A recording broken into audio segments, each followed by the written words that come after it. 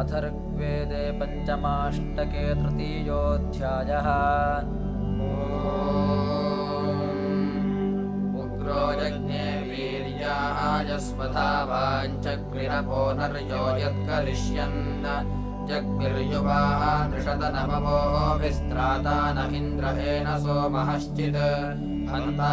वृत्रमिन्द्रः श्रोषुवा नः प्रावीन्नु वीरो जरितारभूति कर्ता सुदासे अहवा उलोकन्दाता वसुमुहुरादाशुषे भूत् युद्धो अनर्वाखजकृत्समद्वाशोरः सत्राषाड्जनुषे मषाळ्हः या स इन्द्रः पृतनास्रोजा अधाशिष्वम् शत्रूयन्तम् जघान उभेचिदिन्द्ररोदसे महित्वा पप्राथत विषेभिस्तु विष्मः निवज्रमिन्द्रो हरिवान्मिमिक्षन् समन्धसामदेषु वा उवोच वृषाजजानवृषणम् रणायतमुचिन्नारीनर्यम् ससुव प्रयस्येनानीरथदृभ्यो अस्तेनः सत्त्वा आगवेषणः स धृष्णुः नोचित्सभ्रेषते जनो नरेशन्मनो यो अस्य घोरमाविवासात् यज्ञैर्य इन्द्रे ददते दुवां शिक्षयत्सरायर्तपारतेजाः यदिन्द्रपूर्वो अपराय शिक्षन्न यज्ञायान् कनीयसो देष्णम् अमृत इत्पर्यासीत दूरमाचित्रचित्र्यम् भरारयिन्नाः यस्त इन्द्रप्रियो जनो ददाशतसन्निरेके अद्रिवः सखाते मयन्ते अस्याम् सुमतो जनिष्ठास्यामवरोधे अग्नतो नृपीतौ एष स्तोमो अचित्रतद्वृषात उतस्तामुर्मघवन्नक्रपिष्ट प्रायस्कामो जरितारन्तः गन्तमङ्गशक्रमस्वाशको नः स न इन्द्रद्वयताया इषेधास्मना च ये मघवानो जुनन्ति वस्वेषु ते चरित्रे अस्तु शक्तिर्यूयम् पात स्वस्तिभिः सदा नः असादिदेवम् गोरुजीकमन्थोऽन्यस्मिन्निन्द्रो जनुषे मुवोच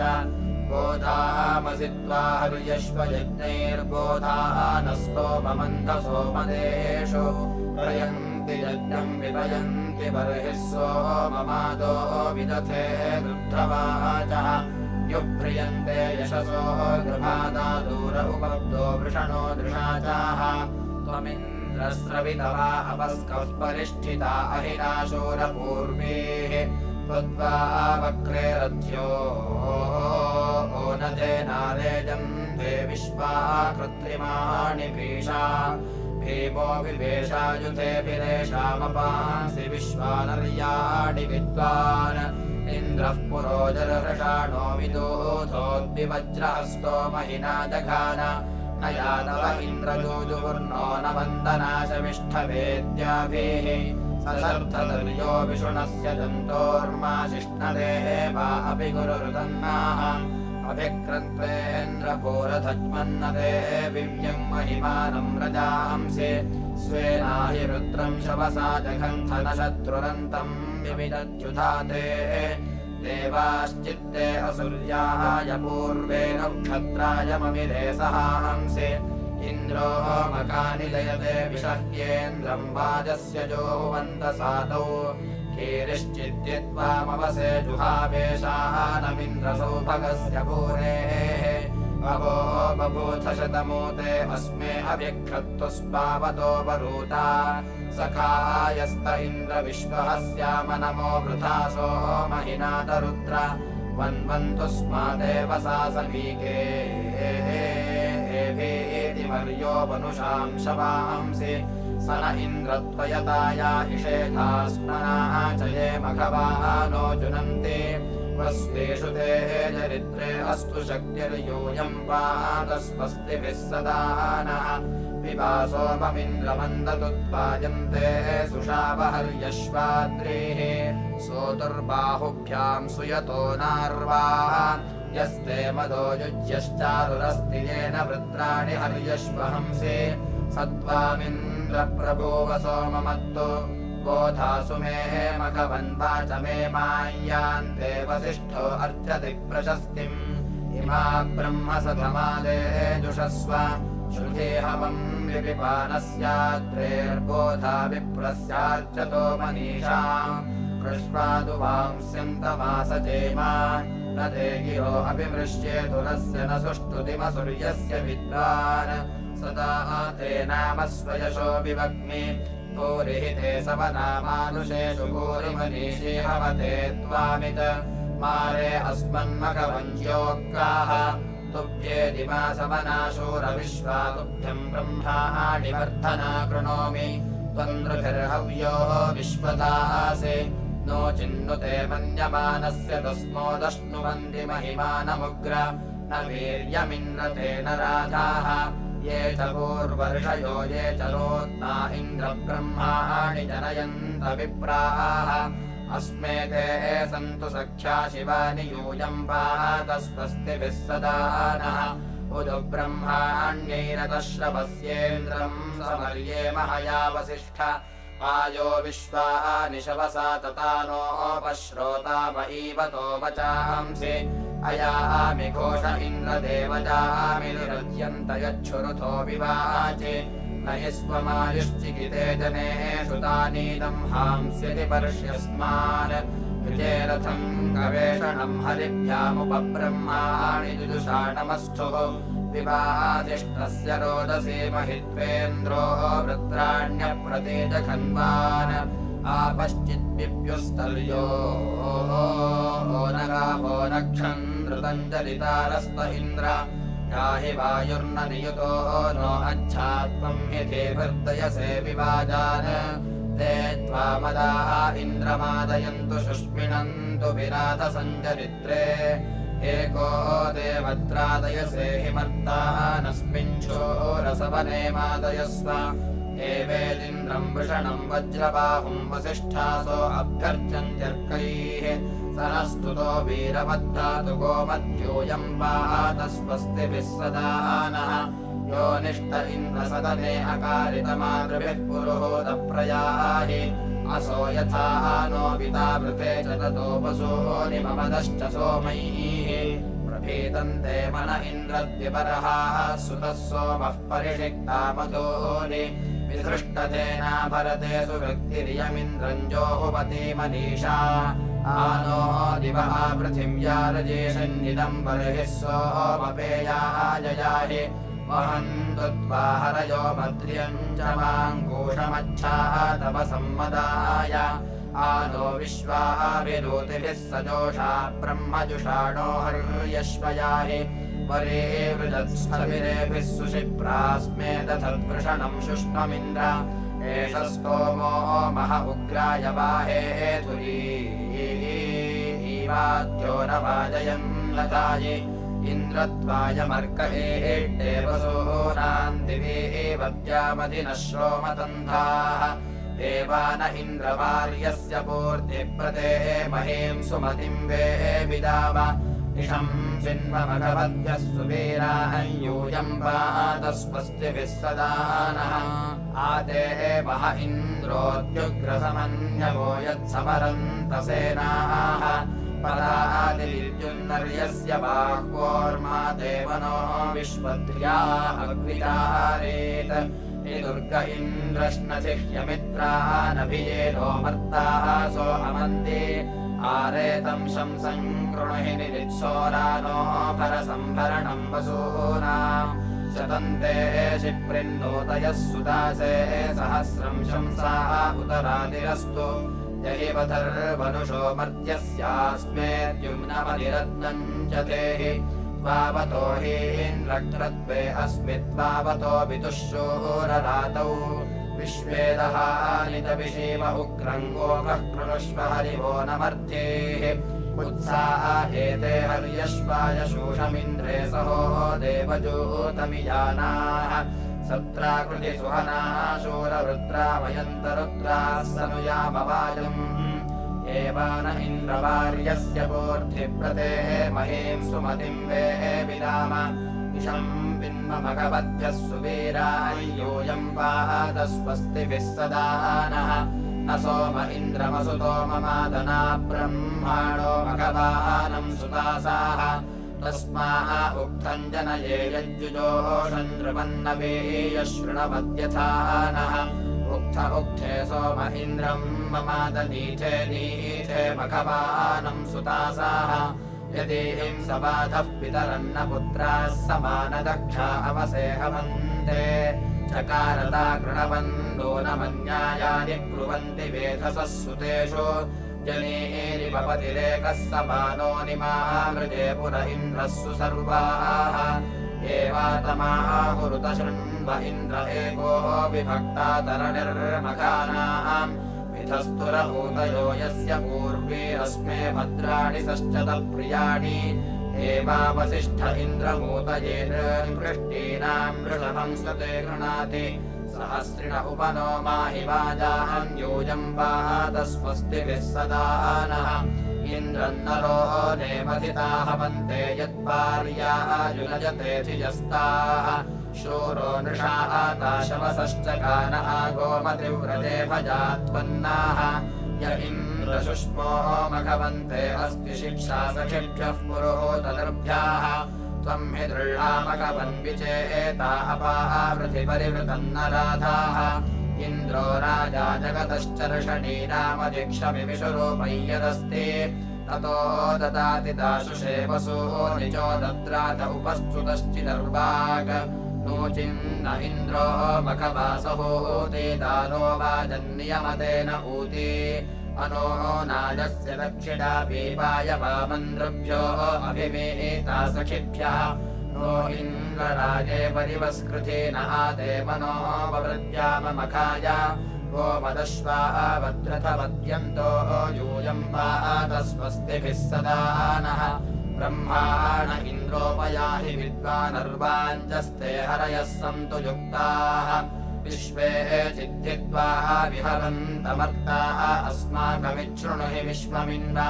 हवन्त इन्द्रमहिमाव्यानर्ब्रह्म यद्वासि शवसिन्दृषेणाम् आयद्वज्रम् ददिशे हस्त उग्रघोरः सङ्कृत्वा जनिष्ठाशाह्यः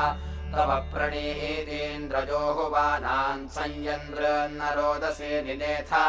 महे क्षत्राय शवसे हि जज्ञेतोतु जिञ्चित्तोतु जिरशिष्णत् एभिर्न इन्द्राहभिर्दशस्य दुर्मित्रासो यक्षितयः पवन्ते प्रतियच्चष्टे अनृतमनेन अमद्विता वरुणो माजीनः सात् वोचे मेदिन्द्रम् अघवानमेनम् महोरायो राधसो यद्ददन्नः यो अर्चतो ब्रह्मकृतिमविष्ठो यूयम् पात स्वस्तिभिः सदा नः अयम् सोम इन्द्रतुभ्यम् सुन्व आतु प्रयाहि हरिवस्तदोगाः विपात्वा अस्य सुषुतस्य चारोत्तदो मखानि मघवन्नियानः ब्रह्मन् वीरब्रह्मकृतिम् जुषाणोर्वाचीनो हरिभिर्याहितोऽयम् अस्मिन्नोषु सवने मादयस्वोपब्रह्माणि शृणव इमानाः काते अस्त्यरम् कृतिः सूक्तैः कदा नूनन्ते मघवन्दाशेम विश्वामतीराततने त्वायाथा महीन्द्रशृणवो हवेम कुतो खाते पुरुष्या इदाः सन्येषाम् पूर्वेषामशृणोर्षीणाम् अथाहन्ता मघवञ्जो हवे विद्वन्न इन्द्रासि प्रमतिः पितेव वोचे मेदिन्द्रम् मघवानमेनम् महोराजो राधसो यद्ददन्नः यो अर्चतो ब्रह्मकृतिमविष्ठो यूयम् पात स्वस्तिभिः सदा नः आनो देवशवसायाहि शुष्मिन् भवा वृथ इन्द्रराजो अस्य महे नृम्णाय नृपते सुवज्रमहि क्षत्राय पुंस्याय शूर हवन्त उद्बाहव्यम् विवाजितनोषु शूराः सूर्यस्य सातौ त्वम् विश्वेषु सेन्योजनेषु त्वम् रुद्राणि रन्धया सुहन्तु आहायदिन्द्रसुदिनाम् युच्छान्नतो यत्केतुमुपमम् समत्सो या अग्निस्येतदसुरो न होताहुवानो अत्र सुभगाय देवान् वयन्तेत इन्द्रये च देवस्तवन्तशूरदतो मखानि यच्छाः सूरिभ्य उपमम् वरोथम् स्वापुवो जरणामश्नवन्त ओचे मेदिन्द्रम् मघवानमेनम् महोराजो राधसो यद्ददन्नः यो अर्चतो ब्रह्मकृतिमविष्ठो यूयम् पात स्वस्तिभिः सदा नः प्रभ इन्द्राय मादनम् हर्यश्वाय गायत सखाय सोमपाम्ने शंसे दुग्धम् सुदानव उदद्युक्षम् यथा नराः चक्रमा सत्यराजसे वन्न इन्द्रवाजयुस्त्वङ्गव्युश्चतक्रतो तम् हिरण्ययुर्वसो वयमिन्द्रत्वाय वो विप्रणो नुमो वृषन् विद्ये त्वा अस्य नो वसो मानो निदे च वक्तवेर्योरन्धीररावणे त्वे अभिक्रतुर्मम तम् वर्मासि सप्रथः पुरो योधश्च वृत्रहन् त्वया प्रतिब्रुवे युजा महामुदासि यस्य धेनुस्वधा परीसहाः मम्नाते इन्द्ररोदसी तन्ताः मरुत्वते परिभुवद्वाणी सजापरि रक्षमाणा सहद्युभिः ऊर्ध्वा सस्तान्विन्दवो भुवन्वस्ममुपद्यवे सन्ते नमन्तकृष्टयाः प्रवो महेमहि वृथे भरध्वम् प्रचेदसे प्रसुमतिम् कृणुध्वम् विशः पूर्वेः प्रजराचर्षणिप्राः पुरुं यजसे महिने सुवृत्तिमिन्द्राय ब्रह्म जनयन्त विप्राः तस्यौ व्रतानि न मिनन्ति धीराः इन्द्रम् वाणीरनुत्तमन्युमेव सत्रा राजानन्दधिरे सहध्यै हर्यश्वाय वर्हया समापीन् मोषुत्वा वागतश्च नारे अस्मन्निरेरवन् आरात्ता चित्सतमादन्नागहीह वासन्नुपश्रुति इमे ते ब्रह्मकृतः सुते स चामथो नमक्षासते इन्द्रे कामाञ्जलितारो वसूयवो रथेन पादमादधुः रायस्कावो वज्रहस्तम् सुदक्षिणम् पुत्रो न पितरम् भुवे इम इन्द्राय सुन्विरे सोमासो दध्याः शिरः तामामदाय वज्रहस्तपीतजे हरिभ्याह्योकः श्रवच्छुत्कर्ण ईयते वसूनान्नो चिन्नो वर्ध्यषद्गिराः सद्यश्चिद्यः सहस्राणि शतादतन्न कीर्तित्सन्तवामिनद स वीरो अप्रतिष्कुत इन्द्रेण शूशुभे हृभिः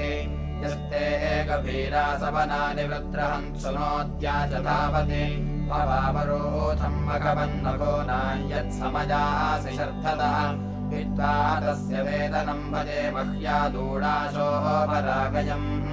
सुनोता सोमपावने सोममिन्द्राय वज्रिणे भजता भक्तिरवसे कृणुध्वमित्पृणन्नित्पृणते मयाः माश्रे तत सोमिनो दक्षता महे कृणुध्वम् राय आतुजे तरणिरिज्जयति क्षेति पुष्यति न देवासः कपत्नवे न किः सुदासो रथम् पर्यासनरीरमत इन्द्रो यस्याः विदायस्य मरुतो गमत्सगोपतिव्रजे गमद्वाजम् वाजयन्निन्द्रमर्त्यो यस्य त्वमविता भुवाः अस्माकम् बोध्यपितारथानामस्माकम् शूरनृणाम् उदिन्वस्य रिज्यतेम् शोधनम् न जिज्ञुषाः य इन्द्रो हरिवान्न दभन्ति तम् रिपो दक्षम् ददाति सोमिनि मन्त्रमखर्वम् सुजितम् सुपेश सन्दधात यज्ञियेष्वा ऊर्वेश्च न प्रसितयस्तरन्ति तञ्य इन्द्रे कर्मणा भुवत् हस्तमिन्द्रत्वा वसुमामर्त्यो दधर्षति श्रद्धा इत्येवगवन्पार्ये दिविवाजीवाजम् सिशासति मको न स्म वृत्रहत्येषु चोदयये ददति प्रियावसो तव प्रणीति हर्यश्वसूरिभिर्विश्वातरे मधुरिता तवेदिन्द्रावमम् वसुत्वम् पुष्यसि मध्यमम् सद्रा विश्वस्य परमस्य राजसि न गिष्ट्वा कोशु गृह्णते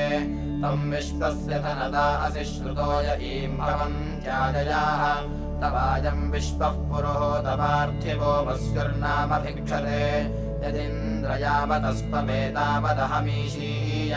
स्तोतारमिद्दिदिशे जरदावसो न पापद्वाय रासीय शिक्षेयमिन्महयते दिवे दिवे राय आक्वचिद्विदे न हि त्वदन्यन्मघवन्न आप्यम्बस्यो अस्ति पिता च न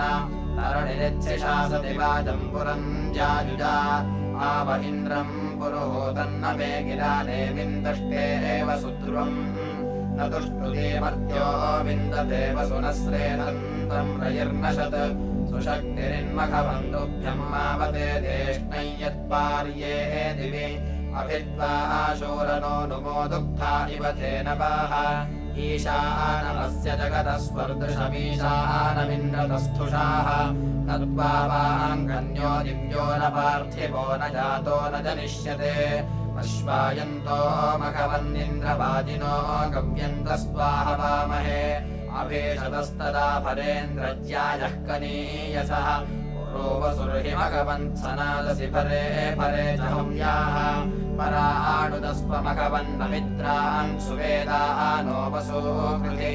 अस्माकम् बोध्य पितामहाधने भवावृतः सखीनाम् इन्द्रक्रतुन्नहापरपिता पुत्रेभ्यो यथा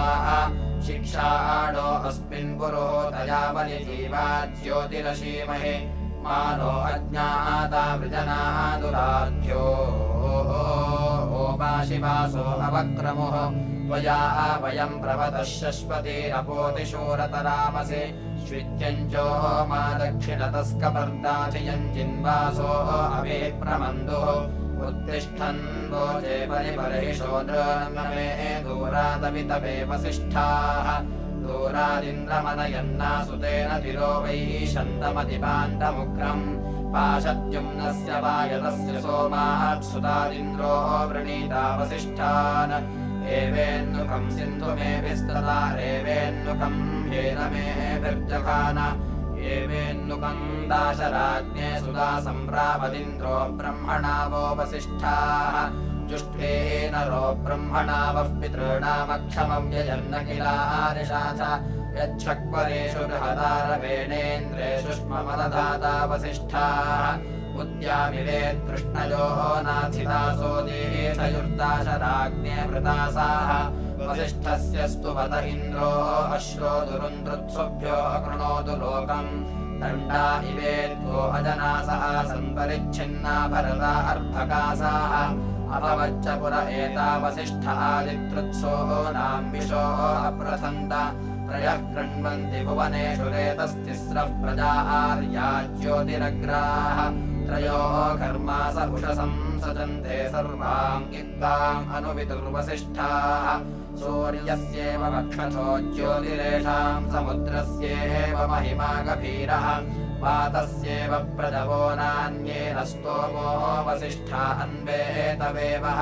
त इन्निण्यम् हृदयस्य प्रवेदैः सहस्रवर्षमपि सञ्चरन्ति यमेन ततम् परिधिम् वयन्तोऽप्सरस उपसेदुर्वसिष्ठाः विद्युतो ज्योतिः परिसन्दिहानम् मित्रावरुणाय तपश्यताम् त्वा तत्ते जन्मोदैकम् वसिष्ठाकस्यो यत्त्वा विष आजभार उदासि मैत्रावरुणो वसिष्ठोर्वश्याः ब्रह्मन्मनसोऽधिजातः रप्सम् स्कन्दम् ब्रह्मणा दैव्येन विश्वे देवाः पुष्करे त्वा ददन्त सप्रगेत उभयस्य प्रविद्वान् सहस्रदान उत वासदानः यमेन ततम् परिधिम् वयिष्यन्नप्सरसः परिजज्ञे वसिष्ठः सत्रेह जाता विशिता नमोभिः कुम्भेरेतस्य शिचतुस्सपानम् अतो हमान उदयाय वध्यात्ततो जातमृषिमाहुर्वसिष्ठम् उक्थभृतम् सामभृतम् विभर्तिग्रावाणम् बिभ्रत्प्रवदात्यग्रे उपैनमाध्वम् सुमनस्य माना आवो गच्छादिप्रकृतो वसिष्ठः प्रशुक्रैतु देवी पदीशा अस्मत्सुतष्टो रथो रवाजे विदुः पृथिव्या दिवो जनित्रम् शृण्वन्त्यापो अचक्षरम् देः आपश्चिदस्मै पिन्वन्त पृथ्वेर्गत्रेषु रामम् सन्त उग्राः आथोर्ष्वस्मै दधाताश्वानिन्द्रो न वज्रे हिरण्यबाहुः अभिप्रस्थाता एव यज्ञम् याते भवत्मन्त्मनाहिनोद मनाः सवत्सु हिनोद यज्ञम् दधात केतुञ्जनाय वीरम् उदस्य शुष्मात् भानुर्नार्तविभर्तिभारम् पृथिवीन भूमा त्वयामि देवाम् अयातुरग्ने साधन् धृतेन धियम् ददामि अभिवो देवीम् धियम् ददिध्वम् प्रवो देवद्रावाचम् कृणुध्वम् आदष्ट आसाम् पाथो नदीनाम् वरुण उग्रः सहस्रचक्षाः राजा राष्ट्राणाम् पेशो नदीनामनुत्तमस्मै क्षत्रम् विश्वायो अविष्टो अस्मान् विश्वा आसुरिक्ष्वद्युम् कृणोत शंसन्नित्सोः ये दुर्युद्विषामशे वायुयोत विश्वग्रपस्तनूनाम् अवेन्नो अग्निर्हव्यान्नमोभिः प्रेष्ठो अस्मादायिस्तोमाः सजोर्देवेभिरवान्नपातम् सखायम् कृद्धम् शिवो नो अस्तु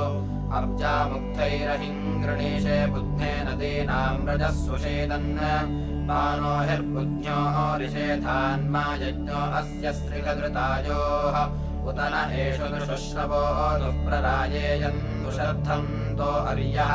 तपन्ति शत्रुम् स्वा अर्णभूमा महासेनासो अमेभिरेषाम् आयन्नः पत्नीर्गमन्त्यच्छात्पष्टासु पाडिर्दधातु वीरान् प्रतिनस्तो मन्तष्टाजुषे तस्यादस्मे अनमनिर्वसूयो